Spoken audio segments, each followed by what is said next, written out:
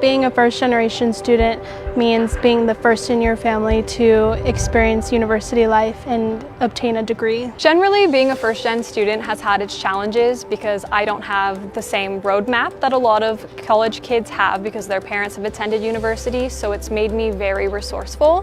What is possible is being a first-generation graduate and not only being that inspiration for my younger family members who may not have considered college before, but also for other students who might look like me and who never thought that college was even an option. Being a first-generation student has its own challenges, especially for me. I feel like a sense that I need to do everything right and perfect, and it makes me motivated to go a little bit harder.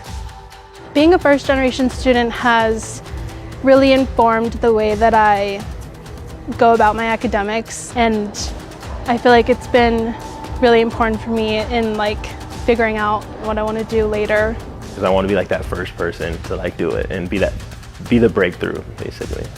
So as a first-generation student, I'm a part of the First Generation Club here on campus, which provides first-generation students with all types of resources. There are so many academic resources that I've used throughout the years, such as the tutoring services at the Lead Library on the second floor, and also the Writing Center, as well as the Source Room has been a really great resource for us, especially in the First Generation Club. It just kind of puts a good label on my family name. It shows a sense of achievement and accomplishment, and I think that's something that they would be very proud of.